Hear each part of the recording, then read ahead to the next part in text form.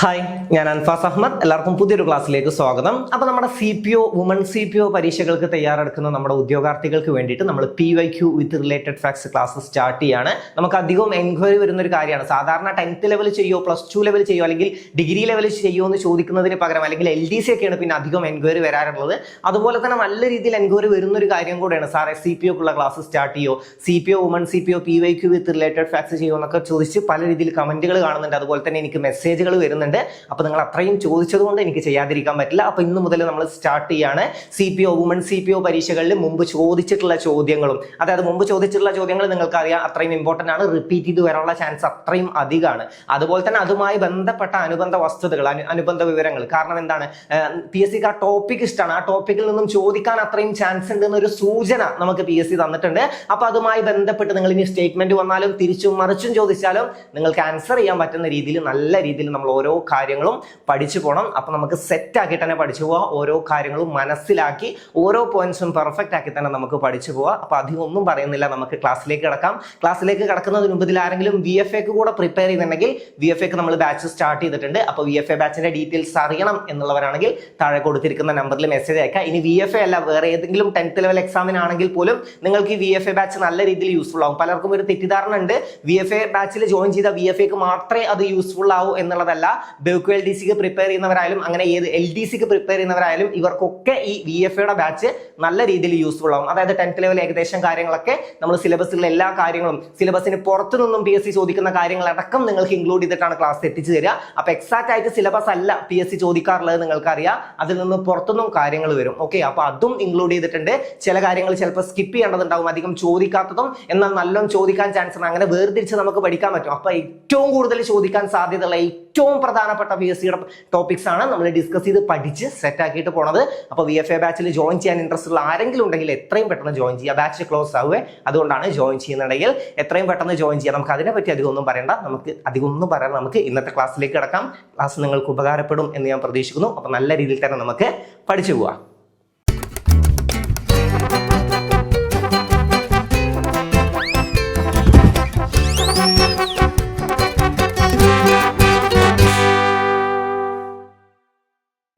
അപ്പൊ നമുക്ക് നോക്കാം, ആദ്യത്തെ ചോദ്യം നോക്കാം.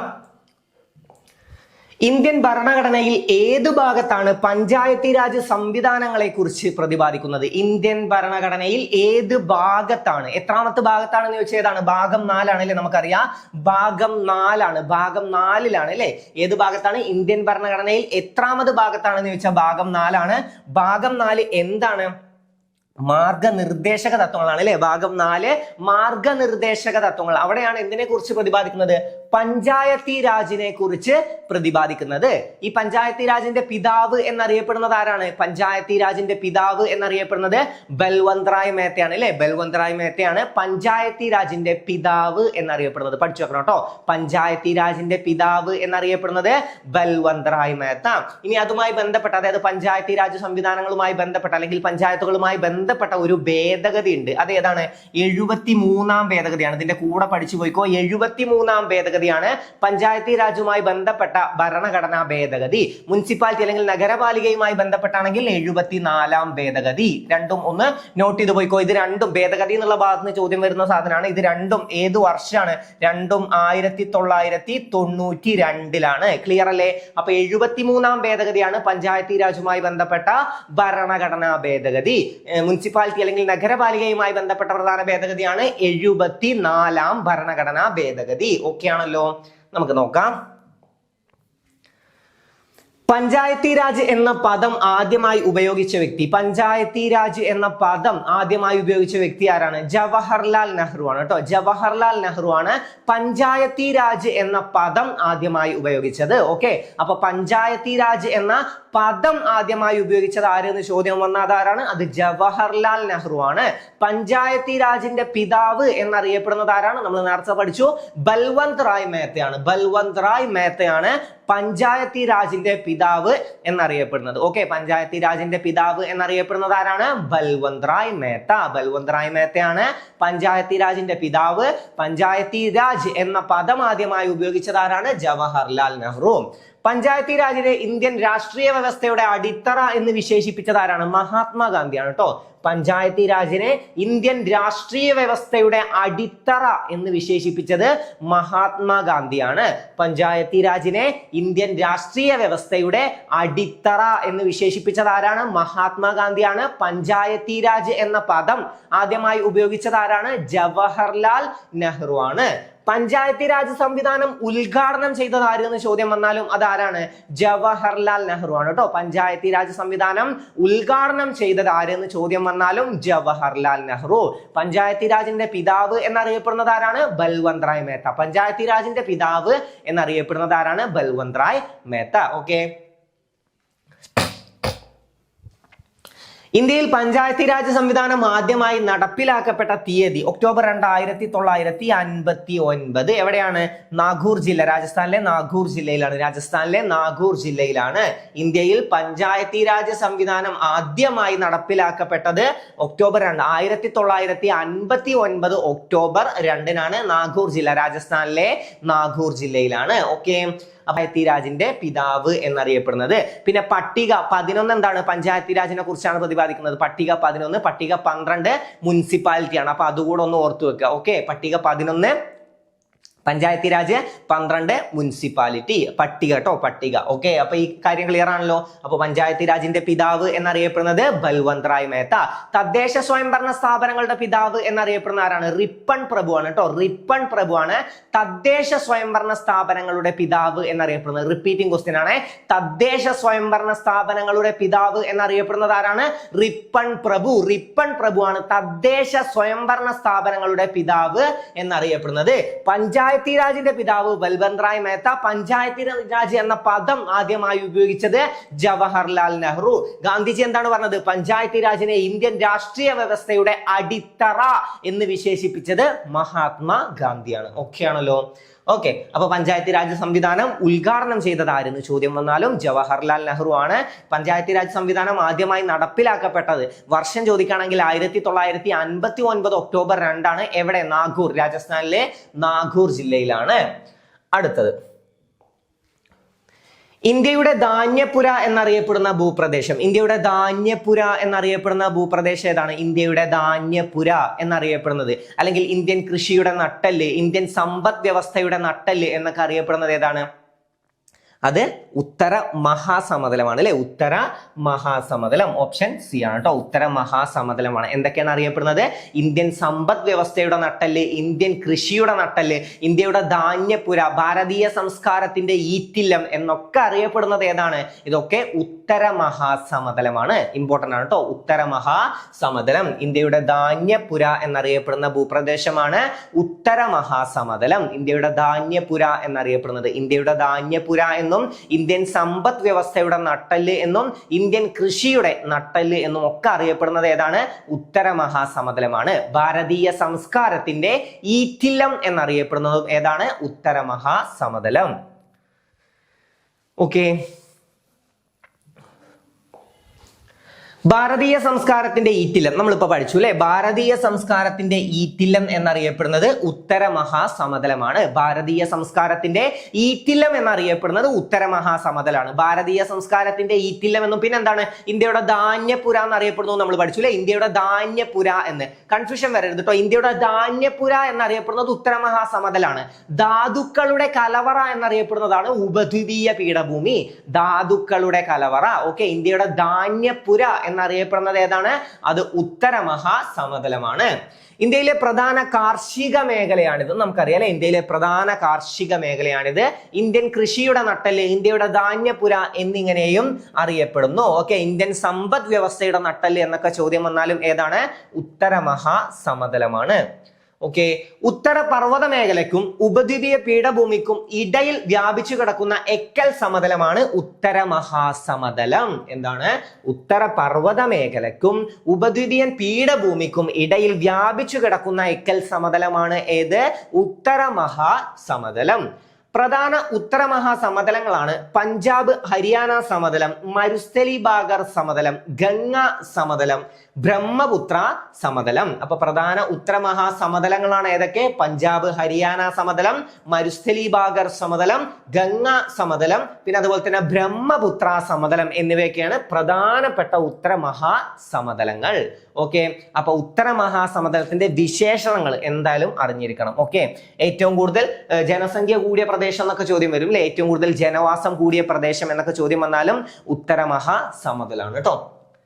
അസ്ഥികൾ കനം കുറഞ്ഞു വളയുന്നു. ഇത് ഏത് അപര്യാപ്തത രോഗത്തിന്റെ ലക്ഷണമാണ്? ഏതാണ്? കണയാണ് അല്ലെ, കണ, റിക്കറ്റ്സ് അഥവാ കണ, റിക്കറ്റ്സ് അഥവാ കണ. ഇത് ഏത് വിറ്റാമിന്റെ അപര്യാപ്തത മൂലമാണെന്നും ചോദ്യം വരാറുണ്ട്. ഏതാണ്?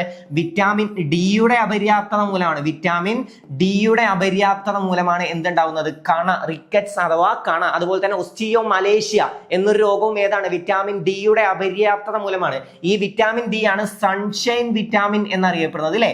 സൺഷൈൻ വിറ്റാമിൻ എന്നറിയപ്പെടുന്നത് ഏതാണ്?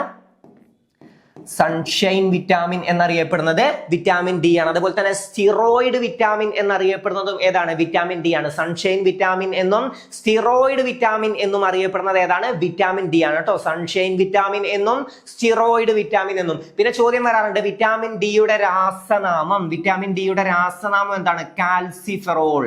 ഓക്കെ, കാൽസിഫെറോൾ ആണ് കേട്ടോ. കാൽസിഫെറോൾ. ഓക്കെ, കാൽസിഫെറോൾ ആണ് വിറ്റാമിൻ ഡിയുടെ രാസനാമം. കാൽസിഫെറോൾ ആണ് വിറ്റാമിൻ ഡിയുടെ രാസനാമം. എന്ത് വിറ്റാമിൻ എന്നാണ്? സൺഷൈൻ വിറ്റാമിൻ എന്നും അതുപോലെ തന്നെ സ്റ്റിറോയിഡ് വിറ്റാമിൻ എന്നൊക്കെ അറിയപ്പെടുന്നത് ഏതാണ്? വിറ്റാമിൻ ഡി ആണ്. വിറ്റാമിൻ ഡി ആണ്. ഭക്ഷണത്തിൽ നിന്നും ലഭിക്കാത്ത വിറ്റാമിൻ ആണ് വിറ്റാമിൻ ഡി. എന്തിൽ നിന്നാണ് ലഭിക്കുന്നത്? സൂര്യപ്രകാശത്തിൽ നിന്നും ലഭിക്കുന്ന വിറ്റാമിൻ ആണ്. സൂര്യപ്രകാശത്തിൽ നിന്നും ലഭിക്കുന്ന വിറ്റാമിൻ ആണ് വിറ്റാമിൻ ഡി.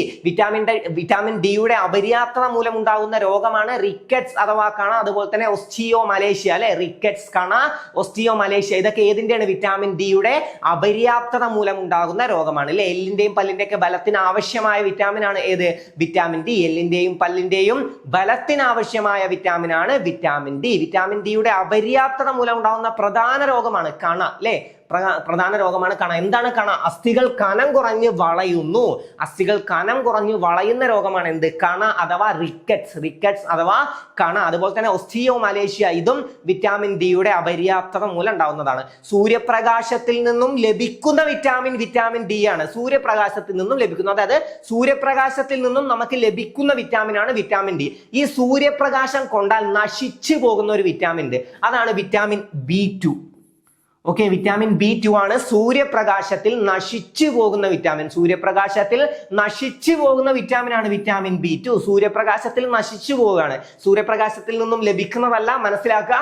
സൂര്യപ്രകാശത്തിൽ നശിച്ചു പോകുന്ന വിറ്റാമിൻ ആണ് vitamin B2. Okay, vitamin B2. Vitamin B2ന്റെ രാസനാമം അഥവാ ചോദിക്കുകയാണെങ്കിൽ റൈബോഫ്ലേവിൻ ആണ് കേട്ടോ. എന്താണ്? റൈബോഫ്ലേവിൻ. റൈബോഫ്ലേവിൻ അല്ലെ. ഈ വിറ്റാമിൻ B2ന്റെ അപര്യാപ്തത മൂലം ഉണ്ടാകുന്നതാണ് വായ്പുണ്ണൊക്കെ. ഓക്കെ, വായ്പുണ്ണ് വിറ്റാമിൻ B2ന്റെ അപര്യാപ്തത മൂലം ഉണ്ടാകുന്ന രോഗമാണെന്ന് മനസ്സിലാക്കുക. ഓക്കെ, അപ്പൊ അതൊക്കെ ഏകദേശം ഒന്ന് അറിഞ്ഞു വെക്കുക കേട്ടോ. അപ്പൊ കണയാണ് ഇത് ഏത് അപര്യാപ്തത, ഇത് ഏത് രോഗത്തിന്റെ ലക്ഷണമാണെന്ന് ചോദിച്ചാൽ അത് കണയാണ്. കണ ഏത് വിറ്റാമിന്റെ അപര്യാപ്തത മൂലം ഉണ്ടാകുന്നതാണെന്ന് ചോദിച്ചാലാണ് വിറ്റാമിൻ ഡി കേട്ടോ. അടുത്ത നോക്കാം, പ്രധാന അപര്യാപ്തത രോഗങ്ങൾ നോക്കാം. ജീവകം ഡി അല്ലെ, കണ. പിന്നെ ഒന്നുകൂടെ നമ്മൾ പഠിച്ചു ഓസ്റ്റിയോമലേഷ്യ. ജീവകം സി ഏതാണ്? സ്കർവി അല്ലെ. നാവികരുടെ പ്ലേഗ് എന്നറിയപ്പെടുന്ന രോഗമാണ് സ്കർവി അല്ലെ. നാവികരുടെ പ്ലേഗ് എന്നറിയപ്പെടുന്ന രോഗമാണ് സ്കർവി. ഓക്കെ, നാവികരുടെ പ്ലേഗ് എന്നറിയപ്പെടുന്നത് സ്കർവിയാണ്. ഓക്കെ, പിന്നെ അയഡിന്റെ അപര്യാപ്തത മൂലമാണ് ഗോയിറ്റർ. അയഡിന്റെ അപര്യാപ്തത മൂലം ഉണ്ടാകുന്നതാണ് ഗോയിറ്റർ.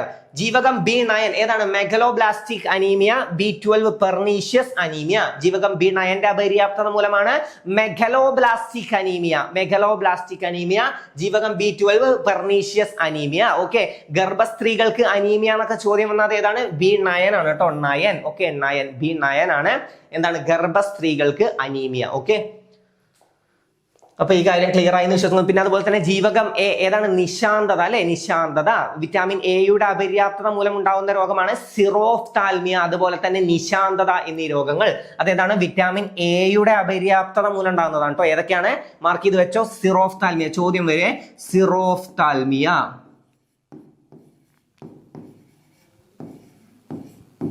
സിറോഫ്താൽമിയ. പിന്നെ അതുപോലെ തന്നെ ഉള്ളതാണ് നിശാന്തത. ഇത് രണ്ടും വിറ്റാമിൻ എയുടെ അപര്യാപ്തത മൂലം ഉണ്ടാകുന്ന രോഗമാണ്. സിറോഫ്താൽമിയ, നിശാന്തത എന്നീ രോഗങ്ങൾ ഏതിന്റെ അപര്യാപ്തത മൂലമാണ്? വിറ്റാമിൻ എയുടെ അപര്യാപ്തത മൂലം. വിറ്റാമിൻ എയുടെ രാസനാമം ചോദിച്ചാൽ നമുക്ക് എളുപ്പത്തിൽ കിട്ടും. കണ്ണിന് ആവശ്യമായ വിറ്റാമിൻ ആണ് വിറ്റാമിൻ എ എന്ന് നമുക്കറിയാം. ഇനി കണ്ണിന് ആവശ്യമായതാണെന്നും അറിയാത്തവരാണെങ്കിൽ ഇങ്ങനെ ഓർത്താൽ മതി, എ ഫോർ അന്ധൻ. ഓക്കെ, അന്ധൻ, എ ഫോർ അന്ധൻ. ഓക്കെ, എ ഫോർ അന്ധൻ, എ ഫോർ അന്ധൻ. അങ്ങനെ ആലോചിച്ചാൽ വിറ്റാമിൻ എ കിട്ടിയില്ലെങ്കിൽ അന്ധനാവുന്ന ആലോചിക്കുക. ഓക്കെ, അപ്പൊ കണ്ണിന് ആവശ്യമായ വിറ്റാമിൻ ആണ് വിറ്റാമിൻ എ എന്നുള്ളത് മനസ്സിലാക്കുക. ഇനി അതിന്റെ രാസനാമം ചോദിച്ചാൽ കണക്ട് ചെയ്യാൻ ഒരു സാധനം പറഞ്ഞുതരാം. അതായത് ഓപ്ഷൻ കണ്ടാൽ നിങ്ങൾക്ക് ഉത്തരം കിട്ടണമല്ലോ. വിറ്റാമിൻ എയുടെ രാസനാമം ചോദിച്ചാൽ ആദ്യം മനസ്സിലാക്കുക അത് കണ്ണിന് ആവശ്യമായതാണ്. അപ്പൊ കണ്ണിലെ ഒരു ഭാഗത്തിന്റെ പേരുമായിട്ട് അത് കണക്റ്റഡ് ആണ്. റെറ്റിനോൾ എന്നാണ് വിറ്റാമിൻ എയുടെ രാസനാമം, റെറ്റിനോൾ.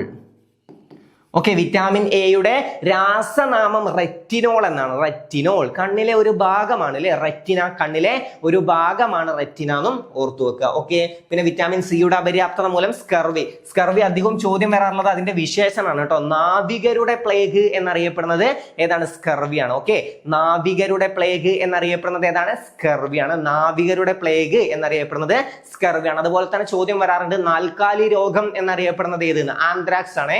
ആന്ത്രാക്സ് ആണ് നാൽക്കാലി രോഗം എന്നറിയപ്പെടുന്നത്. കറുത്ത മരണം അഥവാ ബ്ലാക്ക് ഡെത്ത് എന്നറിയപ്പെടുന്ന ഏതാണ്? പ്ലേഗ് ആണ്. പ്ലേഗ് ആണ് കറുത്ത മരണം എന്നറിയപ്പെടുന്നത്. അപ്പൊ നീലമരണം അഥവാ ബ്ലൂ ഡെത്ത് എന്നറിയപ്പെടുന്ന ഏതാണ്? കോളറ. കോളറയാണ് ബ്ലൂ ഡെത്ത് എന്നറിയപ്പെടുന്നത്. നീലമരണം എന്നറിയപ്പെടുന്നത് ഏതാണ്? കോളറയാണ് കേട്ടോ, കോളറ. താഴെ തന്നിരിക്കുന്നവയിൽ വ്യത്യസ്ത തന്മാത്രകൾ തമ്മിലുള്ള ആകർഷണ ബലം ഏത്? താഴെ തന്നിരിക്കുന്നവയിൽ വ്യത്യസ്ത തന്മാത്രകൾ തമ്മിലുള്ള ആകർഷണ ബലമാണ് അഡ്ഹീഷൻ ബലം അല്ലെ. അഡ്ഹീഷൻ ബലമാണ് ഏത്? വ്യത്യസ്ത തന്മാത്രകൾ തമ്മിലുള്ള ആകർഷണ ബലം അഡ്ഹീഷൻ ബലം കേട്ടോ. അഡ്ഹീഷൻ ബലമാണ് വ്യത്യസ്ത തന്മാത്രകൾ തമ്മിലുള്ള ആകർഷണ ബലം. ഓപ്ഷൻ എ അഡ്ഹീഷൻ ബലമാണ്. ഓക്കെ, ഒരേ ഇനം തന്മാത്രകൾ തമ്മിലുള്ള ആകർഷണ ബലമാണ് കോഹിഷൻ ബലം. ഓക്കെ, കോഹിഷൻ ബലം ഏതാണ്? കോഹിഷൻ ബലം ഒരേ ഇനം തന്മാത്രകൾ തമ്മിലാണെങ്കിൽ അത് കോഹിഷൻ ബലം. അഡ്ഹീഷൻ ആണെങ്കിലോ വ്യത്യസ്ത ഇനം തന്മാത്രകൾ തമ്മിലുള്ള ബലമാണ്. വ്യത്യസ്ത ഇനം തന്മാത്രകൾ തമ്മിലുള്ള ബലമാണ് അഡ്ഹീഷൻ ബലം. ഒരേ ഇനം തന്മാത്രകൾ തമ്മിലുള്ള ആകർഷണ ബലമാണ് കോഹിഷൻ ബലം. ഓക്കെ, ചോക്ക് ഉപയോഗിച്ച് ബ്ലാക്ക് ബോർഡിൽ വരച്ചാൽ ചോക്ക് കണങ്ങൾ ബോർഡിൽ പറ്റിപ്പിടിക്കുന്നതിന് കാരണം അഡ്ഹീഷൻ ബലമാണ്. ഇമ്പോർട്ടന്റ് ആണ്. ഓക്കെ, ചോക്ക് ഉപയോഗിച്ച് ബ്ലാക്ക് ബോർഡിൽ വരച്ചാൽ, അപ്പൊ ചോക്ക് ബ്ലാക്ക് ബോർഡ് രണ്ടും വേറെ വേറെയാണ്. ഇത് അതിൽ പറ്റിപ്പിടിച്ചത് അതിനെ ആകർഷിച്ചിരിക്കുന്നത് ഏതാണ്? അഡ്ഹീഷൻ ബലം. അതാണ് വ്യത്യസ്ത തന്മാത്രകൾ തമ്മിലുള്ള ആകർഷണ ബലമാണ് അഡ്ഹീഷൻ ബലം. അപ്പൊ ചോക്ക് വേറെയാണ്, ബോർഡ് വേറെയാണ്. ഈ ചോക്ക് കൊണ്ട് അതിൽ വരക്കുമ്പോൾ അത് ബോർഡിൽ പറ്റിപ്പിടിച്ചിരിക്കുന്നതിന് കാരണം ചോദിക്കുക അതെന്താണ്? അത് അഡ്ഹീഷൻ ബലമാണ്. അഡ്ഹീഷൻ ബലം. ഭൂമി എല്ലാ വസ്തുക്കളെയും അതിന്റെ കേന്ദ്രത്തിലേക്ക് ആകർഷിക്കുന്നു. ഈ ആകർഷണ ബലം അറിയപ്പെടുന്നത് ഗുരുത്വാകർഷണം. ചെറുപ്പം തൊട്ടേ നമുക്കറിയുന്നതാണ് അല്ലെ, ഗുരുത്വാകർഷണ ബലമാണ്. എന്താണ്? ഭൂമി എല്ലാ വസ്തുക്കളെയും അതിന്റെ കേന്ദ്രത്തിലേക്ക് ആകർഷിക്കുന്നു.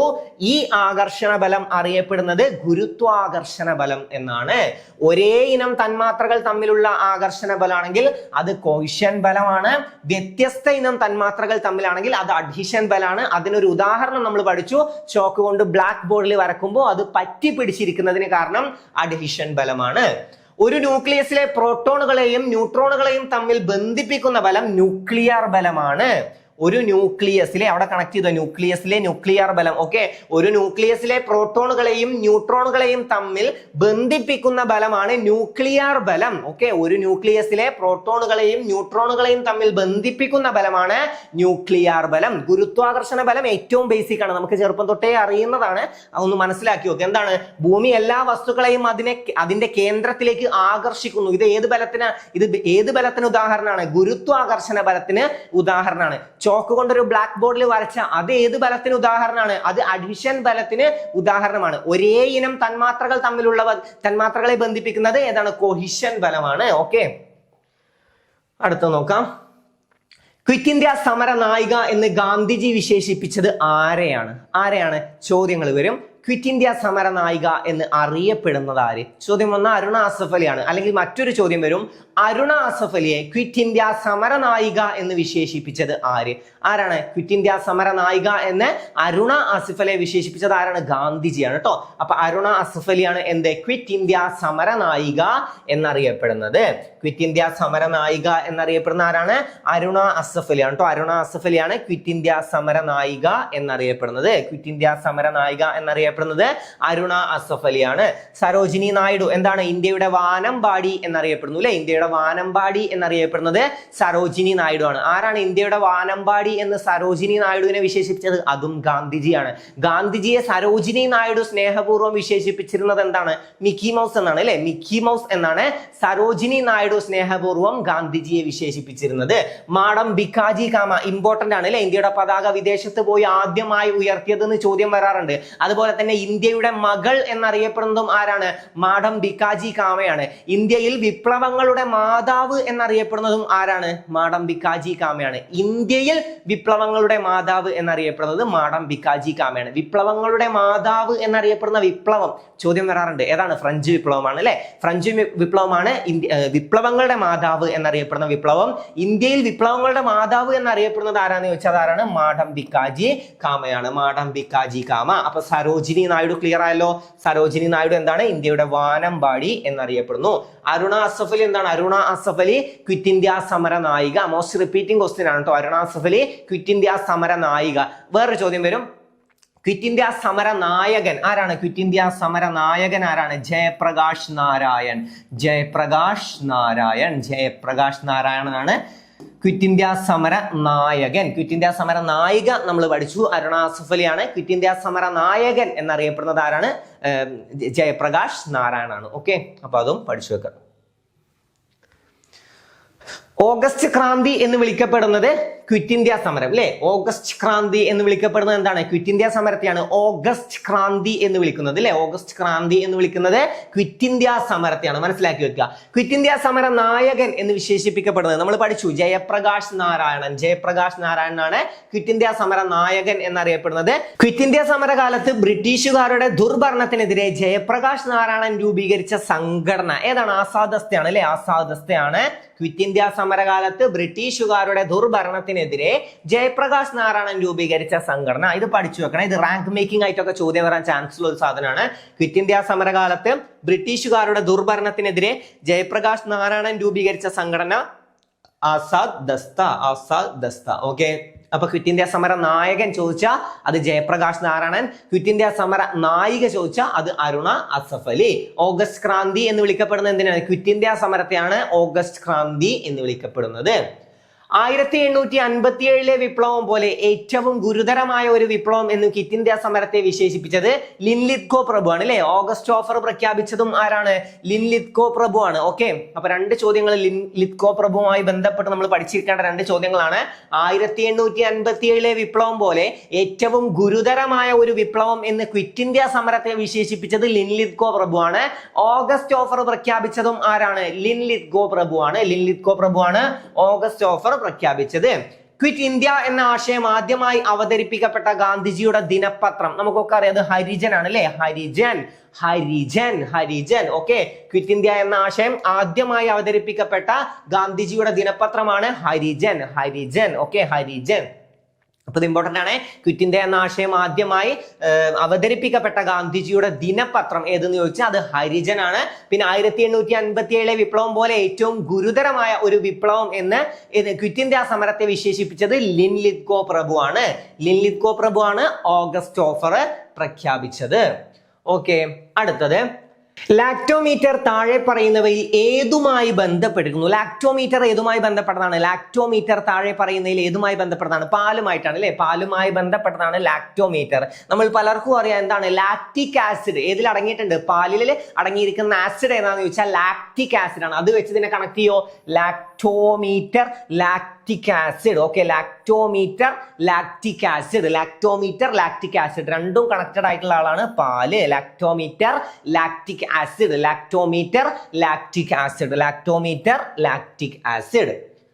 പാലിലെ ജലത്തിന്റെ തോത് അളക്കാൻ ഉപയോഗിക്കുന്ന ഉപകരണമാണ് ലാക്ടോമീറ്റർ. ലാക്ടോമീറ്റർ അല്ലെ, പാലിലെ ജലത്തിന്റെ തോത് അളക്കാൻ ഉപയോഗിക്കുന്ന ഉപകരണമാണ് ലാക്ടോമീറ്റർ. ഒരു ദ്രാവകത്തിന്റെ ആപേക്ഷിക സാന്ദ്രത അളക്കാൻ ഉപയോഗിക്കുന്ന ഉപകരണം ഹൈഡ്രോമീറ്റർ. ഏതാണ് ഹൈഡ്രോമീറ്റർ? ഒരു ദ്രാവകത്തിന്റെ ആപേക്ഷിക സാന്ദ്രത അളക്കാൻ ഉപയോഗിക്കുന്ന ഉപകരണമാണ് ഹൈഡ്രോമീറ്റർ. പാലിലെ ജലത്തിന്റെ തോത് അളക്കാൻ ഉപയോഗിക്കുന്ന ഉപകരണമാണ് ലാക്ടോമീറ്റർ.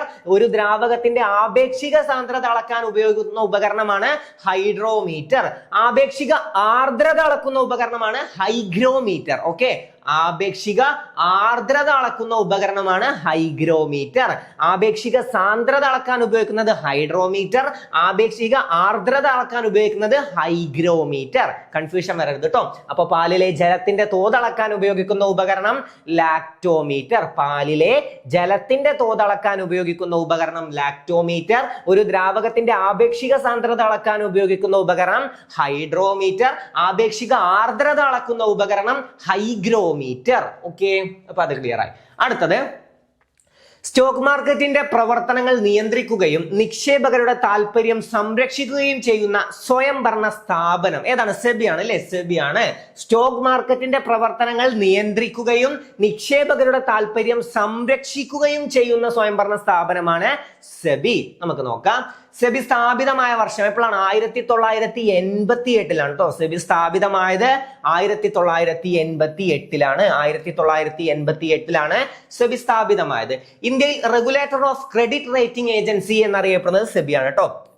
ഇന്ത്യയിൽ regulator of credit rating agency, ഇന്ത്യയിൽ regulator of credit rating agency എന്നറിയപ്പെടുന്ന ഏതാണ്? സെബിയാണ്. സെബിയുടെ രൂപീകരണത്തിന് ശുപാർശ നൽകിയ കമ്മിറ്റിയാണ് GS Patel committee. GS Patel കമ്മിറ്റിയാണ്. ഓക്കെ, സെബിയുടെ രൂപീകരണത്തിന് ശുപാർശ നൽകിയ കമ്മിറ്റി ഏതാണ്? GS Patel committee. ഇമ്പോർട്ടന്റ് ആണ് കേട്ടോ. GS പട്ടേൽ കമ്മിറ്റിയാണ് സെബിയുടെ രൂപീകരണത്തിന് ശുപാർശ ചെയ്ത കമ്മിറ്റി. RBI രൂപീകരിക്കാൻ ശുപാർശ ചെയ്തത് അല്ലേ? RBIയുടെ രൂപീകരണത്തിന് കാരണമായ കമ്മിറ്റി ഏതാന്ന് ചോദിച്ചാൽ ഏതാണ്? ഹിൽട്ടൺ യങ് കമ്മീഷൻ ആണ്. ഹിൽട്ടൺ യങ് കമ്മീഷൻ, അത് പഠിച്ചു വെക്കണേ. ഹിൽട്ടൺ യങ് കമ്മീഷൻ ആണ് RBIയുടെ രൂപീകരണത്തിന്, റിസർവ് ബാങ്ക് ഓഫ് ഇന്ത്യയുടെ രൂപീകരണത്തിന് കാരണമായ കമ്മിറ്റിയാണ് ഹിൽട്ടൺ യങ് കമ്മീഷൻ. സെബിക്ക് നിയമപരമായ അംഗീകാരം ലഭിച്ചുള്ള പ്രവർത്തനം ആരംഭിച്ച വർഷം 1992 ഏപ്രിൽ 12. 1992 ഏപ്രിൽ 12. അപ്പൊ സെബി സ്ഥാപിതമായ വർഷം 1988. ഇന്ത്യയിൽ regulator of credit rating agency എന്നറിയപ്പെടുന്നത് സെബി ആണ്. ഓക്കെ, സെബിയുടെ രൂപീകരണത്തിന് ശുപാർശ നൽകിയ കമ്മിറ്റി ഏതാണ്? GS പട്ടേൽ കമ്മിറ്റിയാണ്. ഇമ്പോർട്ടന്റ് ആണ് കേട്ടോ. GS പട്ടേൽ കമ്മിറ്റിയാണ്. സെബിക്ക് നിയമപരമായ അംഗീകാരം ലഭിച്ചുള്ള പ്രവർത്തനം ആരംഭിച്ച വർഷം 1992 ഏപ്രിൽ 12 1992 ഏപ്രിൽ 12. ഓക്കെ, ഇത്രയും കാര്യങ്ങൾ ക്ലിയർ ആയോ? ഇന്ന് പഠിച്ച ഇത്രയും കാര്യങ്ങൾ, ഇന്ന് ഡിസ്കസ് ചെയ്ത ഇത്രയും ചോദ്യങ്ങളും അതുമായി ബന്ധപ്പെടുത്തി നമ്മൾ പഠിച്ച പ്രധാനപ്പെട്ട കാര്യങ്ങളും നിങ്ങൾക്ക് ക്ലിയർ ആയി എന്ന് വിശ്വസിക്കുന്നു. ക്ലാസ് നിങ്ങൾക്ക് ഉപകാരപ്പെട്ടു എന്ന് തന്നെ ഞാൻ വിശ്വസിക്കുന്നു. ക്ലാസ് നിങ്ങൾക്ക് തീർച്ചയായും ഉപകാരപ്പെട്ടിട്ടുണ്ടാവും. നമ്മൾ അത്രയും റിപ്പീറ്റ് ചെയ്ത് പറഞ്ഞിട്ടുണ്ട്. ക്ലാസ്സിൽ നിന്ന് തന്നെ നിങ്ങൾ ഓരോ കാര്യങ്ങളും പഠിച്ചിട്ടുണ്ടാവും. പഠിച്ചാൽ മാത്രം പോരാ, റിപ്പീറ്റ് ചെയ്യണം അല്ലെങ്കിൽ റിവൈസ് ചെയ്യണം. ഓക്കെ, നല്ല രീതിയിൽ തന്നെ റിവിഷൻ ഉണ്ടാവണം. ജസ്റ്റ് അറിഞ്ഞെടുത്താൽ മാത്രം പോരാ, ഞാനിതൊക്കെ അറിഞ്ഞിട്ടുണ്ട് എന്നുള്ളത് മാത്രം പോരാ, നല്ല രീതിയിൽ റിവിഷൻ ചെയ്യുക. ക്ലാസ് നിങ്ങൾക്ക് ഉപകരിച്ചു എന്ന് തന്നെ വിശ്വസിക്കുന്നു. നിങ്ങളുടെ അഭിപ്രായങ്ങൾ തീർച്ചയായും കമന്റായി രേഖപ്പെടുത്തുക. ഇനിയും ഇതുപോലുള്ള ക്ലാസ് കണ്ടിന്യൂ ചെയ്യണോ? ക്ലാസ് നിങ്ങൾക്ക് ഉപകാരപ്പെടുന്നുണ്ടെങ്കിൽ തീർച്ചയായിട്ടും ഇത് നമുക്ക് കണ്ടിന്യൂ ചെയ്യാം. നിങ്ങൾക്ക് നല്ല രീതിയിൽ തന്നെ യൂസ്ഫുൾ ആവുന്ന ഇനിയും കൂടുതൽ ചോദ്യങ്ങളും കൂടുതൽ പോയിന്റ്സും കൂടുതൽ വരാൻ ചാൻസ് ഉള്ള ഭാഗങ്ങളും ഒക്കെ നമുക്ക് ഇൻക്ലൂഡ് ചെയ്ത് ക്ലാസ്സുകൾ ചെയ്യാം. നിങ്ങൾക്ക് ഉപകരിച്ചു എന്ന് ഞാൻ വിശ്വസിക്കുന്നു. നിങ്ങൾക്ക് ഉപകാരപ്പെട്ടു എന്ന വിശ്വാസത്തിൽ ഞാൻ നിർത്തുകയാണ്. മറ്റൊരു ക്ലാസ്സുമായി നമുക്ക് വീണ്ടും കാണാം. Thank you and all the best.